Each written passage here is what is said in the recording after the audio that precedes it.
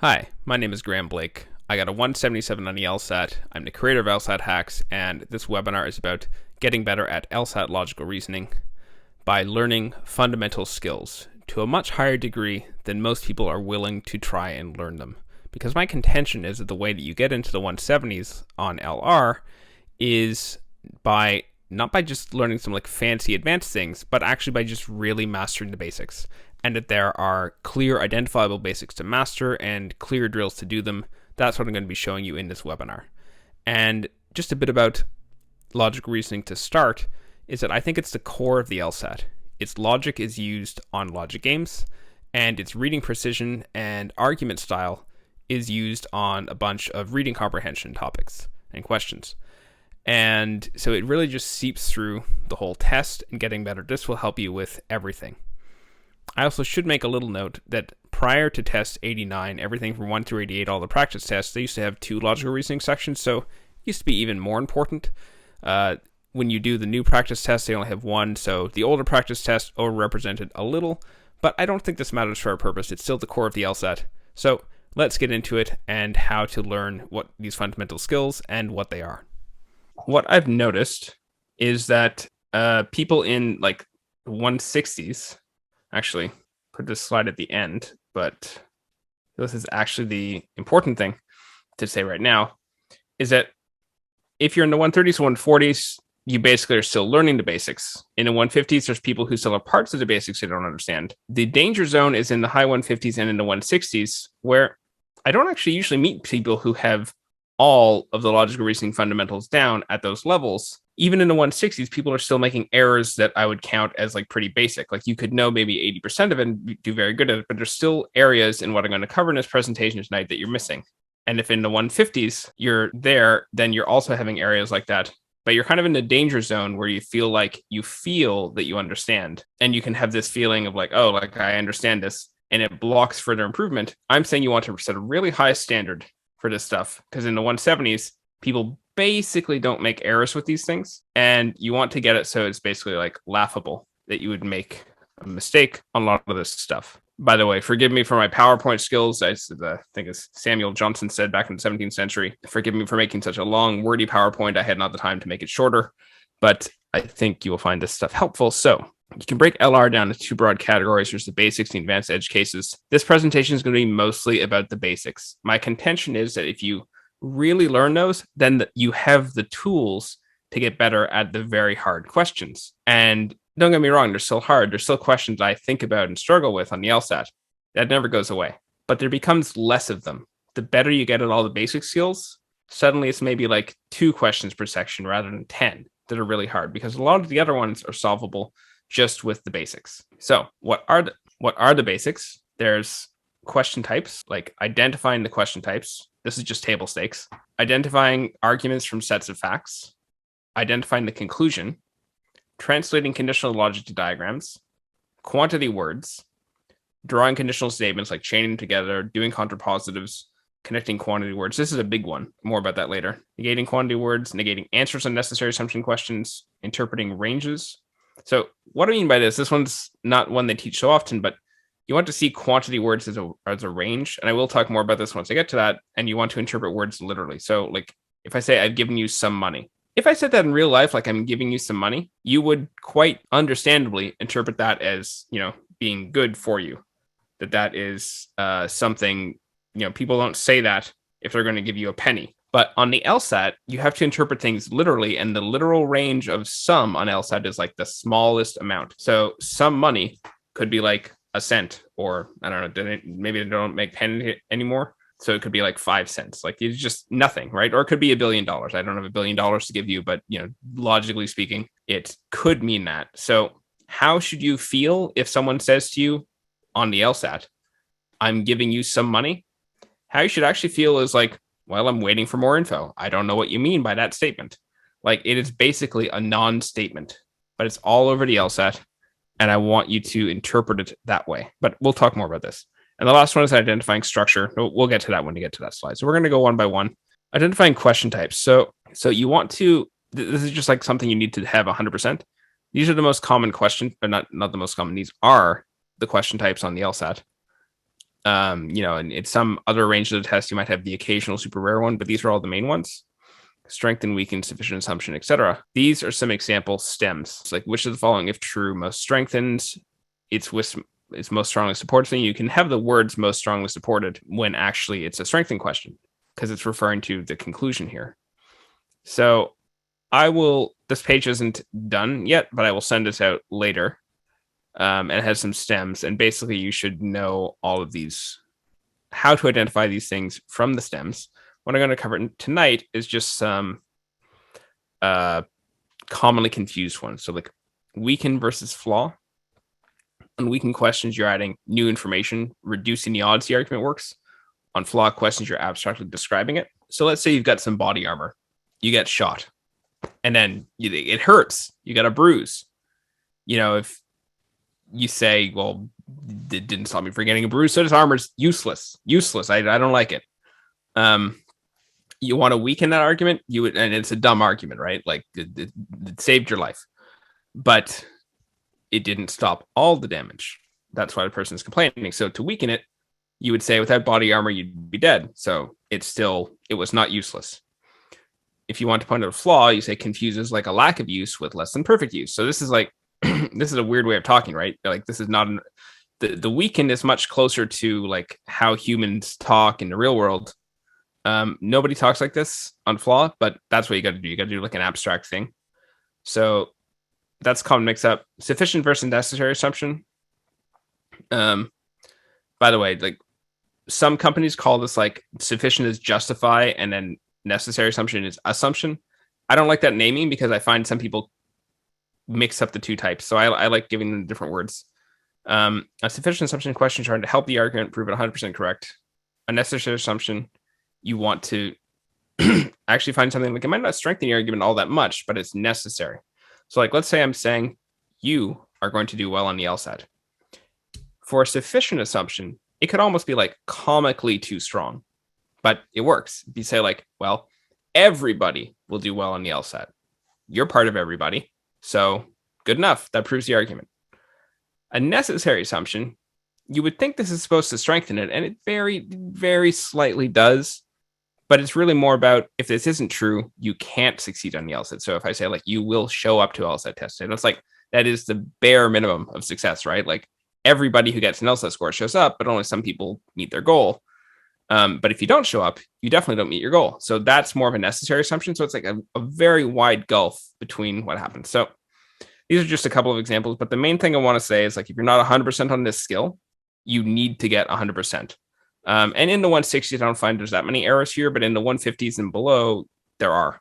And so this is just a basic skill. You can drill this by going to my site. And, if you go to any of the explanations, say you're doing prep test 66, section 2, I have the question type here. So you could take a section you've already done that I have explained, go through it again, just identify the question types, try and do it quickly. Then check my explanations, aim for 100%. Once you can get this 100% on like 2 or 3 sections, and you're pretty good. You're good. You're probably not going to make any mistakes here. But if you're not 100%, this is the first thing to drill. Okay, argument versus set of facts. This is another just like table stakes. This is one of the easier basic skills. Most people in the 160s are going to have this, but this is just like if you're looking at a thing, is the author even making an argument? And you can usually judge this by question types, so that helps. So once you know the question types, you can mostly figure this out. But it is something you want to judge by just looking at the text of the question too. But must be true, must be false, most strongly supported, paradox. Those are the set of facts types. So here's an example of set of facts. Cats are cute, cats are small, cats are great. I love cats. My cat is not here, so I can't show you. But they're great. But that's not an argument. That's just a bunch of facts, right? You can make something an argument by adding one more statement saying, for all the reasons above, you should get a cat. And this is called a conclusion indicator. They often come with commas. And this could be a bunch of words. This could be thus, you should get a cat. Therefore, you should get a cat. It could also be the first part of the sentence. I could say, you should get a cat. Cats are cute. Cats are small. Cats are great. Yada, yada. And that would be an argument too. But the conclusion indicator and is there a conclusion at all? That's what makes something an argument. So I'm not going to dwell too long on this one. This one really folds into identifying the conclusion, but I guess the main thing to drill here would be if you find yourself thinking there's a conclusion on these question types or missing the conclusion on the argument question types, then that's something to work on as well. Okay, here's where we start to get into the skills that trip up people even in the 160s. Identifying the conclusion. And it is my belief that like everybody, every one of you watching this video studying for the LSAT not only should get to 100% on this, but can, because there is all kinds of ways to get feedback. Feedback is the key to improvement on any skill. The LSAT is no exception. And let me just show you my set again. You can get feedback right here when you review a section.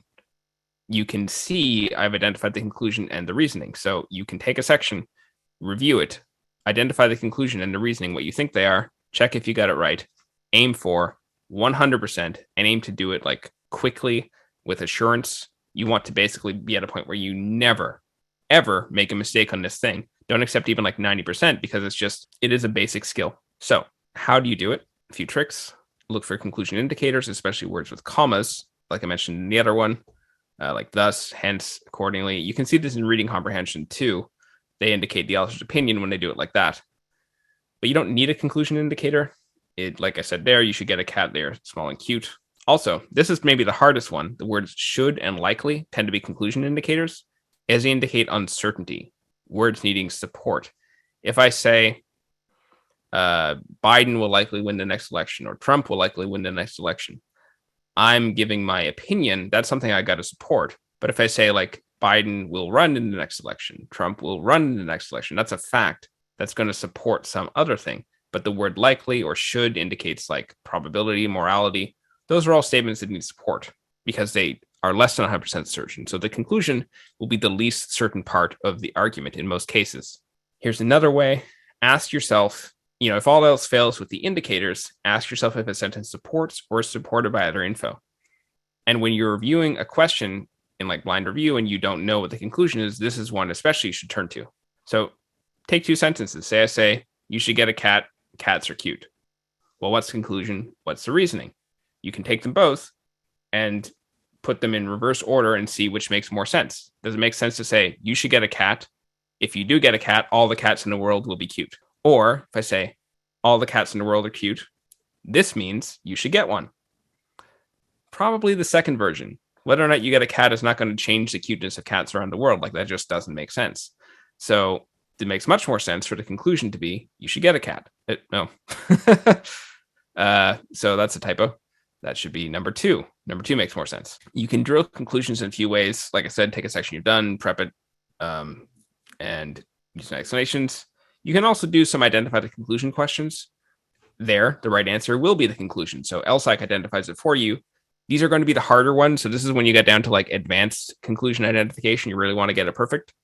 I think nobody should be I think if you're aiming for the 170s, you should not be making any mistakes on identify the conclusion questions because they are so perfectible. So you really want to drill those and you're going to get some hard questions wrong. I don't think you should be getting many identify the conclusion questions wrong. The key to everything is feedback. Aim for 100%. Aim to do it quickly. This is just like a super important skill. This is a big topic. Translating conditional logic diagrams. Probably not going to cover the whole thing here. Let me bring up my drawing thing. So got all these statements that all translate to the same thing. Cats have tails. C arrow T. But all of these different ways of writing it, all cats have tails. Only things with cats or with tails are cats. You're a cat only if you have a tail. You're not a cat unless you have a tail. They all come out to the same sentence. But you got like these words like not in there, unless. I've bolded the indicators. These are just saying you need to know every one of these. These are like the big five indicators for what's sufficient and necessary. But you're going to see a bunch of rarer ones too. So what do you do when you find like a new conditional sentence you're not sure what to do? Well, I like the phrase cats have tails because you're never going to mix it up. There's some things, you could say like wealth leads to happiness, happiness leads to wealth. Yeah, you could see those things going in reverse. But cats, tails, everybody knows that like lots of things that aren't cats have tails. Everybody knows the cats do have tails. So this is like, you can't get it backwards. So let's say you have some random sentence on the LSAT, like you're not a zook unless you are a kubel. Like, what? Like, And, they would use like philosophical words or something that you might not understand. Well, this is just a noun, right? Like, so you can just take it out, blank. You're not a blank unless you are blank. And then you fill it in. So like, you're not a cat unless you have a tail, C-arrow-T. So how do you draw this thing? You're not a zook. It's like this, Z-arrow-Q. So you can take any sentence and make it simpler by just using this blank method. This is how I learned conditional reasoning myself. Anytime I found something that I didn't know that a student was asking about, I would just go back to a simple sentence, take out the nouns, fill in some other nouns that I knew I would understand, and I would learn it. And then for likewise for these things, you should learn that. I forgot one. The only things with tails are cats. The only is a sufficient indicator. So anyway, you need to be 100% on these two. Obviously, you might find a rare one that you don't know about, but the more you do this underlining method, the better you get at in real time figuring out something that you haven't seen before. Okay, quantity words and their negations. This is another big one. This cuts across question types, but I find it's actually like super simple at base, and so I think it's very learnable. The big thing is like these are the big four quantity words: none, some, most, all. And none, that's simple. That's 0%. Some, this is a weird one. That should be 1 to 100%. The 1 is the weird thing for most people. So here's an example. Let's say I say like, I'm looking at like a barrel of apples and you ask me, are the apples any good? And I pull out one apple that's good and I say, well, at least some of them are, because this one is. That's a normal English sentence, right? You would accept that as me not speaking crazy LSAT speak if I said that to you. And that proves that 1 can be some. Whether or not that demonstration was convincing to you, just take it on faith that like some can be 1. So it's really quite a useless word. It's so vague. You can read some and think any number of things, but how I want you to read some is 1 to 100%. Just like be a robot. Just like think it is 1 to 100%. I don't really know what this is. Whereas none, good old none, once you negate some, the opposite of some is none. Because some is literally everything other than none. That's one way of thinking about it, how broad and useless it is. It's like you've got 0%, then you got everything else. That's some. So some and none are opposites. Then you got most versus half or less is a negation. So most is 51%, just like the bare majority. And we rarely care about most. If you're voting in Congress, then you do care whether you have most of the votes. But, you wouldn't care if you had like most of the money in the world versus not most of the money, because that's 50%. Either way, you're just like absurdly rich, right? So it's not a meaningful difference in most cases. So like on, say, a necessary assumption question, we need to negate from most to half. It just doesn't have an impact. And for an answer to be right, it has to have an impact. Okay, all is more like none. All is 100%. Negation is 0 to 99%, not all. So all is a very specific and powerful word. Not all is like some, super vague. And when you're negating, to judge if an answer is important on a necessary assumption, take the highest number. So like when you negate all, make it like 99%. So if I say, like everybody at law school likes you versus not everybody at law school likes you. So if it's like 99% people like you, like either way, you're very popular. So it just doesn't matter. Also, there's like a few other words, like a few, several, many. They're basically all just some, but they have their regular English meaning. So if you say like, oh, there's a few people here, there can't be like 3 million people here, like it has to be some small number. If I say like, oh, many people like this book and like 3 people in the whole world like the book, that's not many. So I have seen people tie themselves into knots debating these words. Just know that 1, they're basically some, but they have their regular English meaning. So like a few can't be all, whereas some can be all. I've never seen the LSAT test that, but that's all I have to say about those words. Don't overthink it. Most also has, and all these words, by the way, they have their regular English dictionary definition meanings. The only real exception is most, which I find some of these maybe, now that I think about it, they actually do all seem like most, but I think I have seen some words that were most synonyms that like I wasn't sure. But anyway, all these things like usually, likely, probably, generally, they're all most synonyms. Okay, so what are your goals with quantity words? Because I think these are actually, it's like very simple to cover. This took 3 minutes. But to master them, this is getting into even trickier than conclusions, because with conclusions, you can at least find some feedback to see whether you were right or wrong. But these things, they're just like hidden into the weeds. Like, I think you need to be really attuned for these words. You should notice them the way a predator notices prey. Like, you need to just be watching for a quantity word and really pay attention. They are the hidden structure of the LSAT, including on reading comprehension. They are much more important than most of the other words. You got to read them as a range. So when you say some, could be one to all. I think I already said this. If I give you some money, that could be like a penny to everything. It's a meaningless statement. You should treat it as such. So on like a strengthened and a weakened question, these are like the worst answers, the ones with some, because let's say like you're going to do well on the LSAT. I strengthen it by saying like you've studied some. Well, like it could be like you studied for 30 minutes. Like that's nothing. If I say like you have studied a lot, then I have put a minimum level on the studying, and suddenly we're getting into real strengthening territory here. So it really makes a difference.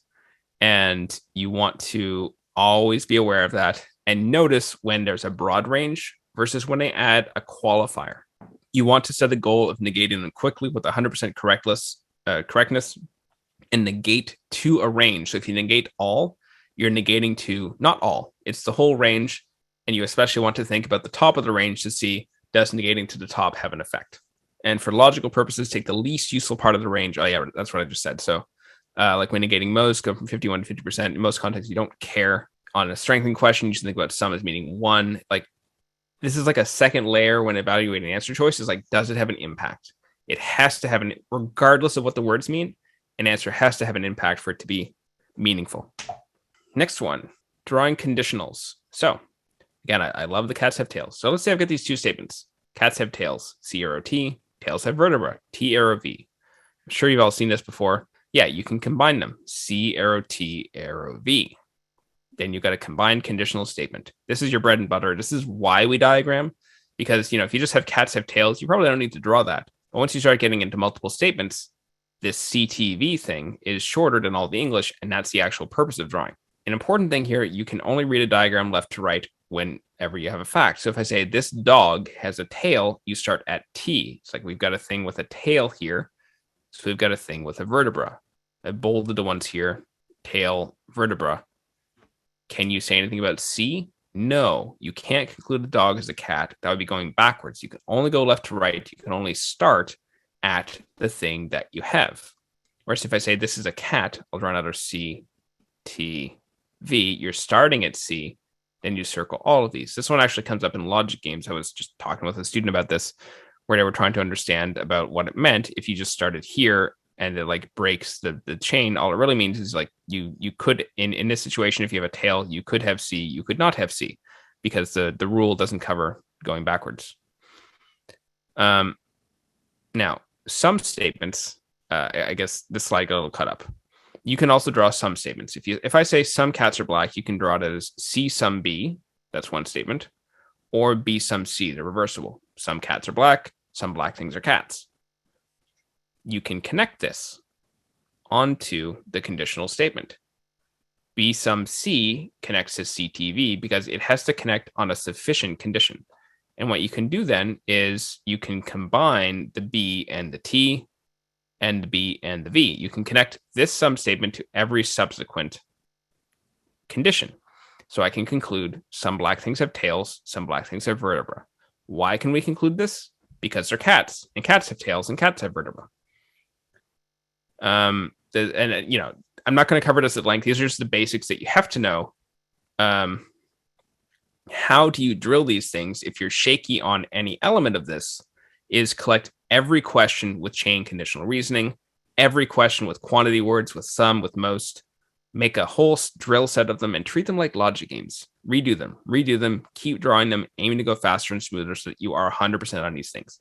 These things are not hard to understand. I am sure someone else has shown you this stuff I'm talking about. This is more like a checklist of you need to be 100% on all of this, because I am sure most of you have tried to take a sum statement and connect it to here. Like if I say things with vertebra are bony, some things with vertebra are, that's a terrible statement. Some things with vertebra are lizards. So vertebra, some lizards, you know, you cannot connect vertebra, some lizards here. That's just not a thing you can do, but I'm sure some have tried it. Or when you're looking at like a parallel reasoning question, they will sometimes try and connect on the wrong end. Like it's just, this seems so basic and yet it's so easy to make errors with it. So that's why I'm saying you need to drill this. Okay. Now, what about the contrapositive? Again, this is something that's like basic at first. You could take the contrapositive of this whole thing except for the sum. How you do it is you reverse it. So you start from the back, V, T, C, and then you negate them. Not V, not T, not C. I realized I left out and or. Have like A, arrow, B, or C. That negates to not C and not B, leads to not A. So or becomes and in negation and vice versa. And you cannot take a contrapositive of a some statement or most statement. It's the most statements that get people here. If I say most cats are black, then you say like C most. My God, that's terrible. Had lag on that writing. You can't take a contrapositive of that. You can't go backwards. I guess you could say some black things are cats. That's going backwards, I guess. But like no contrapositives here, basically. You can never connect a some most statement to the necessary condition.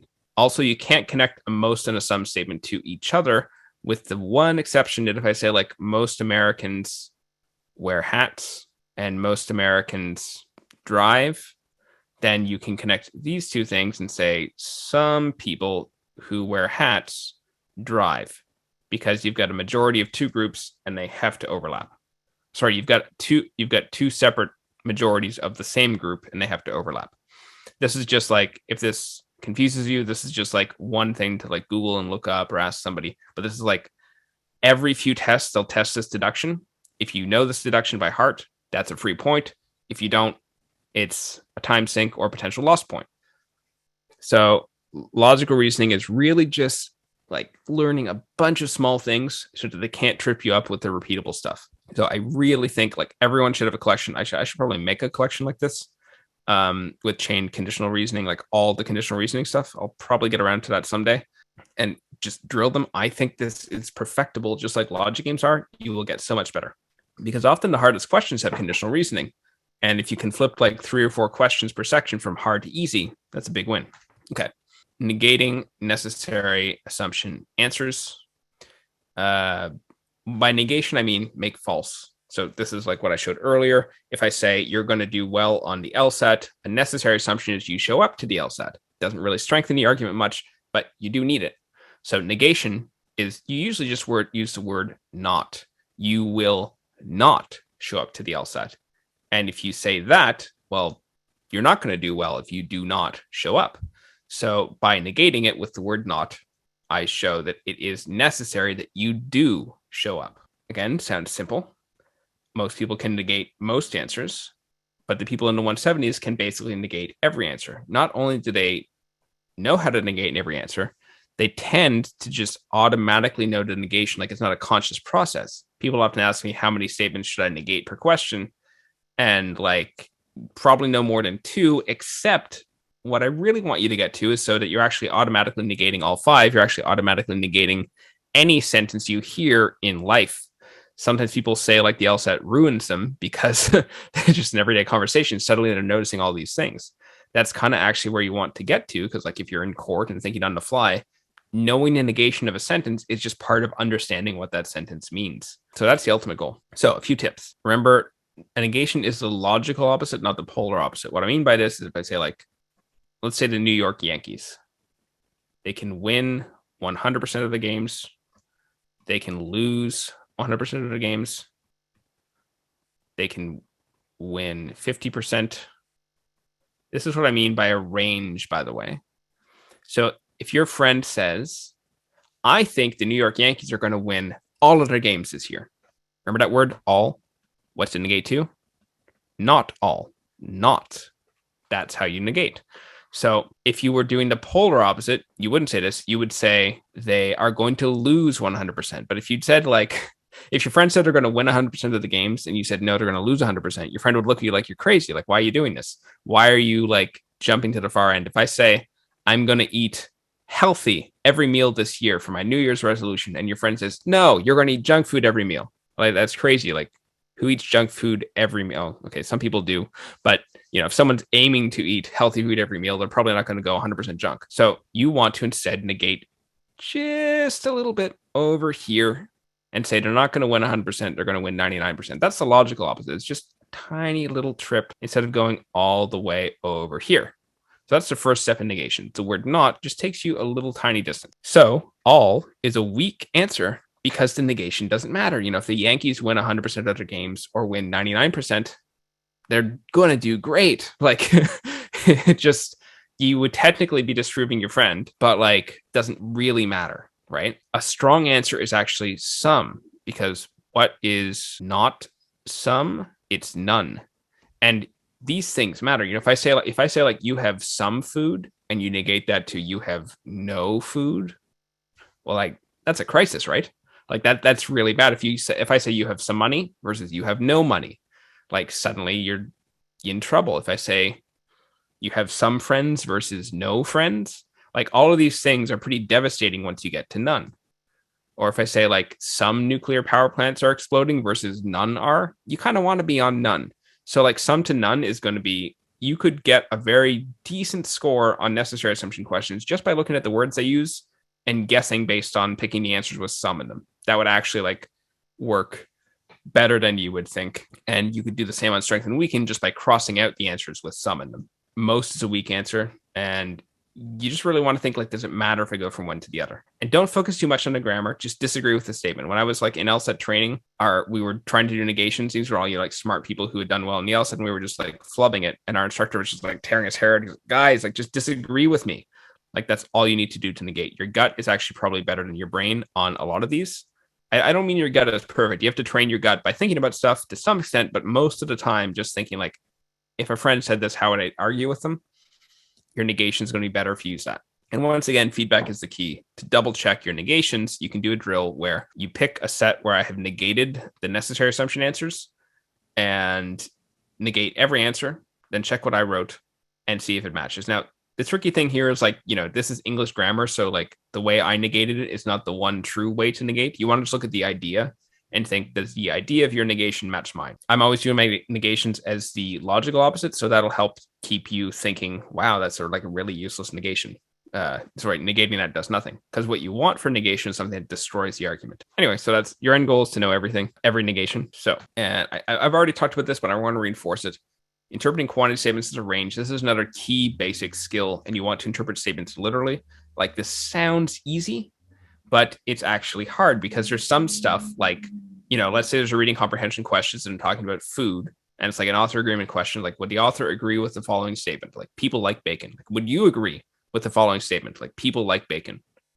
In real life, yeah, people love bacon, but this is the LSAT. What does it mean literally if I say people like bacon? That's a conditional statement, right? If you're a person, you like bacon. And what's true about conditional statements? They're true 100% of the time. And there are 7.5 billion, I've lost track, there's a lot of people on this earth. Do you think, would you bet your life that absolutely 100% of people in the world like bacon? No. I mean, there's large swaths of the world that don't even eat bacon for religious and cultural reasons. But, eat is different from like. But even taking those people out, just looking at the people who eat bacon or who would eat bacon if they liked it, do you think all of them like it or just almost all? There's always exceptions. So even something like cats have tails. Do I agree with this statement in the strictly logical sense? No, because there are exceptions. Some cats are born with a congenital defect and they don't have a tail. Some cats, and it's unfortunate, would have had their tail cut off from an injury or cruel people or something. There's always some exceptions. So if the LSAT tells me that cats have tails, then I accept that as a fact. I'm okay, 100% of cats have tails. But if I'm reading an author agreement question, what does the author think? I am not going to pick a conditional statement that isn't explicitly supported in the stimulus because of this reason that we're interpreting it super literally. And like, you need to take this super seriously and realize that like anything that's like a conditional statement is actually this wild, crazy statement that people wouldn't actually literally agree with in most cases. And you need to view it as such. Like, all the LSAT takes all these things that just are so normal in human conversation that suddenly become weird if you actually believe them 100%. I think the LSAT's like a hidden math test because this is like math type reasoning, whereas normal people are just like, well, yeah, of course some people don't like bacon, but like most people do. What's wrong with you? But that's how you've got to interpret it. And again, this is easy to follow, easy to listen to, but I guarantee almost all of you here, notice I didn't say all, almost all are making this mistake sometimes where you didn't interpret something literally that you should have. So you want to be looking for these things. Like I said, look like a predator looks for prey for quantity words, and then think about them in a special way and think, oh, I have to be literal about this. And then for the other things, for range, if you see some, think 1 to 100. You can't do this in everyday life. If someone's just like, oh, I got some tickets for the ball game, you want to go? Like, you're not going to think your friend is talking about between like 1 and 1,000,000 tickets, because like he said, do you want to go? That implies more than one. So your friend is probably not talking about 1 ticket. And why would your friend have 1,000,000 tickets? So like in real life, you formed a deduction. Your friend probably has 2 tickets or maybe up to 4 if he's inviting another couple of people. But you think when your friend says, I got some tickets to the ball game, you know intuitively what he means. But on the LSAT, when you see some, I want you to think 1% to 100%. Like, just change your wiring for that stuff. So easy to say, hard to master. Someone asks, is some 1 to 100% or 1 to 99%? It's 1 to 100%. There is no upper limit. I'll go back to my apple barrel analogy. I'm going to draw the world's worst apple barrel. And if I am grabbing some apples from this barrel, and here I'm happy because I found 1 good apple. So at least some of them are good. Does this set a cap on how many apples in this barrel are good? No, they could all be good. I could just bring the apples out one by one and be like, oh, this one's good, this one's good, this one's good. And I get all the apples out and they're all good. So for that reason, some sets a minimum bound of 1 and has no max bound. It can go all the way to 100% because some is a word of uncertainty, basically. Okay, structure on parallel reasoning questions. This one, hopefully this works in PowerPoint format. This is like, and this is getting into the more advanced skills, but I'm including it in the basics because it's actually very learnable. Like, a lot of the stuff on the LSAT is like, well, there's like 500 skills to learn and 300 of them show up very rarely and they're just hard to learn well. Parallel reasoning structure shows up routinely, so I'm putting that in the basics just because you can drill this. Most people don't, but you could, and I think you should 100% it. This is actually the rare exception where there were people in the 170s that don't actually have a good method for this. They can still do the questions because like they're pretty good at stuff, but they may not actually have drilled this. But this is something that I think you can punch above your weight by learning how to do this very well. So let's say I've got an argument. All cats have tails. Some things with tails are dogs. Some cats are dogs. You could draw this. For this exercise, I don't want you to draw this because, well, actually, no, sorry. That's not true. You always want to draw the argument. I don't want to draw the answer. So let's look at the argument. Cats have tails. Tails, some. Dogs. Conclusion, cats, some. Dogs. Now, this is obviously wrong. We know cats aren't dogs. What they've done is they've tried to connect the necessary condition to a sum statement, which you can't do. But how I want you to look at this instead, forget the drawing, is that what have we got? We've got a conclusion with a sum statement. And here we've got an all statement and a sum statement. So we have 3 things. All statement plus sum statement equals sum statement conclusion. So the reasoning is an all plus a sum. The conclusion is a sum. Let's look at the answers using structure and just skimming. And let's look at the conclusion first. It's got to be a sum statement conclusion. So, and there's a whole bunch of words that are like, they do this on the LSAT. I just wrote this myself, but they do this where there's like all the same words like blue, pretty, hat, yada, yada. They all are the same. How the hell do you decipher this? So remember, we want sum in the conclusion. So here we've got all hats are blue. That's wrong for number 3. All hats are pretty. We need a sum. That's wrong for number 3. And number 1 was we need an all statement. Number 2 is we need a sum statement. So looking just at A, C, and D, we need an all statement. That's good. C, we need an all statement. That's good. D, we need an all statement. That's good. Then we need a sum statement. So A has a sum. That's good. C has an all. Not good. So This is wrong for number 2. And I think there was another one that I had an error. Oh yeah, this one has no all statement as well. So like it's also wrong for number 1. So only A and D could even be right. And parallel reasoning questions tend to be very long, but if you are good at identifying the conclusion, like I said, you want to get that to 100%, skim the conclusion, look for the conclusion indicator so that you can just say conclusions there, conclusions there, conclusions there when looking at the parallel reasoning answers. If you get good at that, and you're looking for a conclusion in the form of a sum statement, well, that isn't long to read. And you can just look at one place, eliminate a couple of answers, and do the same for the other structural elements. On 90% of parallel reasoning and flaw parallel questions, you can get down to just a couple of answers. And then you draw these 2 answers because these are, pretty similar looking. One of them does have the same flaw, one of them doesn't. I can't tell at a glance. That's where you actually have to draw it to match this format. But it's much easier to draw 2 answers than it is to draw 5. Or to just look between a whole bunch of them in a panic, as often happens on these things, or skip the question. This is an extremely important method for parallel reasoning. Questions so far. The other thing is very similar for principal questions. Now, this is a much broader type of question, but on principal application questions, you have the same kind of idea. Let's say, and they use this fancy language. Let's say I say only, it should be if. Only if an act is done, a lot of typos in that one. Only if an act is done for selfless reasons is it morally good. First, you diagram it. So only is necessary, selfless, so that makes selfless is necessary. Morally good is therefore the sufficient. So we can also draw the contrapositive, not S leads to not MG. Now, what can we conclude there if we're applying this principle to something? We can conclude either S or not MG. That's the only thing we can conclude because these are the principles. You can only conclude necessary conditions. So this is MG. That's not right. This is not S. That's not right. This is a whole other word, morally bad. So only B and C could be the right answer. You don't need to read most of what's there. You just need to look at what's it concluding. And then that's like the shortcut. So you should collect these types of questions, especially ones you got wrong, and drill them, kind of like a logic game, for identifying these structural things to let you go faster. More advanced skills are pre-phrasing. So this means predicting the answer in advance. This is not one to drill to 100%, but I wanted to cover it as like something to focus on. Can't always do it, but when you do, you go faster, you avoid traps. How you can practice it: take a section, either a new one or one that you've done a while ago, so you don't really remember the questions. Look at the stimulus, cover the answers, and ask, what's the reasoning? What's the conclusion? So get the basic structure. If it's a flaw type, figure out what the flaw is. To do this, you can say, how could this be wrong? Or sometimes you want to ask, how could this be right?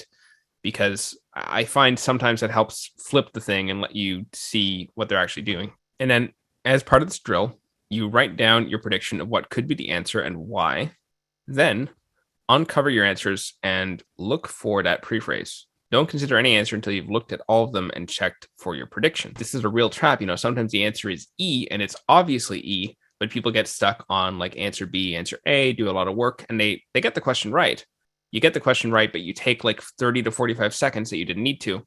This is what prephrasing does. It lets you go through the answers more quickly, looking for what you think is going to be right and dodge some of the traps and time sinks. But some caveats. Some people take prephrasing too seriously. Like nobody prephrases 100% of questions. I certainly don't. If you can't find a prephrase, like it doesn't matter. It's not a 100% thing. It's just when it hits, it's good, but you discard it quickly. Or if you can't find it, you just move on and do the question quickly. And don't get stuck on a prephrase. You want to check all the answers, even if one seems to hit. So sometimes you might think B is your prephrase, but don't say, aha, that's it. I don't need to read the rest. Take the 10 seconds, skim the answers. Sometimes you find, oh, wait, no, E actually says my prephrase, or E makes sense or something. And it's just like, it's dangerous to shoot from the hip. The only exception would be the first 10 questions. Those tend to be easier. You can shoot from the hip there. Otherwise, it's risky. Don't mold answers to fit your prephrase. Many trap answers are kind of like prephrases, but don't actually say the prephrase. So again, this is why you do need to look at all the answers, and just don't get stuck. Like they will have the same idea, but it has to actually say what you were thinking. If it just kind of sounds like it might be something you have to discard. And if it doesn't work, no sweat. Identifying the main part of making a prephrase is identifying the conclusion and reasoning and thinking through the flaw, which is still useful regardless of your prephrase. So like the prephrase is more of a byproduct of the process, and it's not a big deal if it doesn't work out. And there's often more than one potential flaw. So you could have had a correct prephrase, but the LSAT used another sort of answer. That's not a problem. Okay, and the last semi-advanced skill, this is not one you have to 100%. I certainly haven't. Memorizing flaw types. There's like a ton of these flaw types. I once knew a company that had like a whole list of like 120 types. You don't need to memorize them all.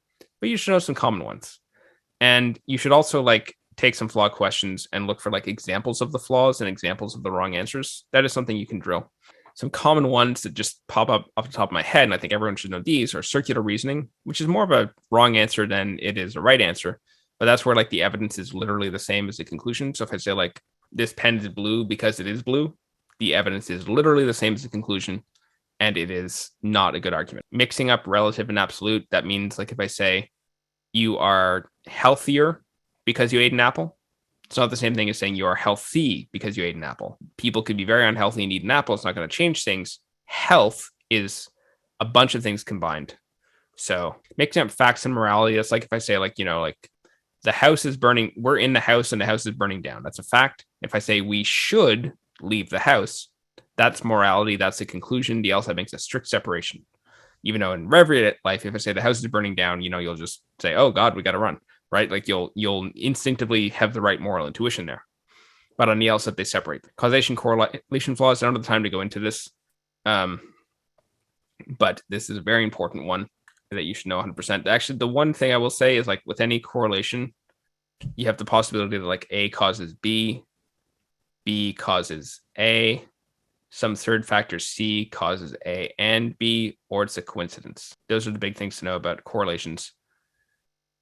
And you need to know this framework. And so like on a strengthening question, let's say the argument is arguing A, arrow B, you could strengthen it by eliminating this one.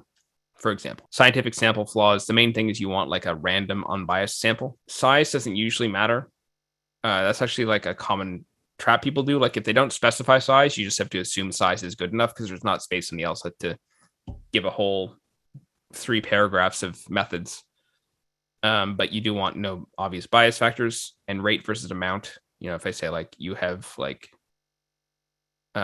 you're gaining money every day, it's not the same thing as saying you have a lot of money. A lot is like how much you get in the bank account. And you should also know the common wrong answer choices, like I said, drilling. So yeah, those are kind of like the most fundamental skills on logical reasoning that you rarely get to 100% level. At the early skills, like identifying question types, most people, you probably do have those 100% if you're listening to this webinar, but you definitely don't have all these skills 100%. And my argument to you is like, those skills are right there. They are easy to drill, easy to find examples for. If you're making any mistakes on them and you're wondering, how can I get better at logical reasoning? Like, do these things. Because the hard part of logical reasoning is like, you often don't know where to turn, but I'm saying here are some very clear things that we actually have a list of that you can improve on today by finding the right questions, drilling them, and doing some of the drills I listed. And this can help get you into the 170s, where those in the 170s tend not to make any mistakes with these things. So that is my presentation today, and I hope you have found this useful and it's given you some ideas for how you can make some more progress on logical reasoning. Hi, it's Graeme again after the presentation. If you're still here, I'm guessing you liked that, and you might want more. So there's 2 things I can point you towards. On LSATHacks.com, my website. The first is I've got this free 5-part email course, real simple URL. I'll have it down in the description box below, LSATHacks.com/email-course. And I've also got a bunch of free explanations for over 3,000 LSAT questions for logical reasoning, for reading comprehension, for logic games. They're all for free. They say exactly why the answers are right or wrong. You get that at LSATHacks.com/explanations. Both of these are totally free. I encourage you to sign up for the email course. You'll get an announcement about any new webinars and other stuff on the site, and it'll teach you how to do each section. And check out the free explanations. And good luck on the LSAT. Bye for now.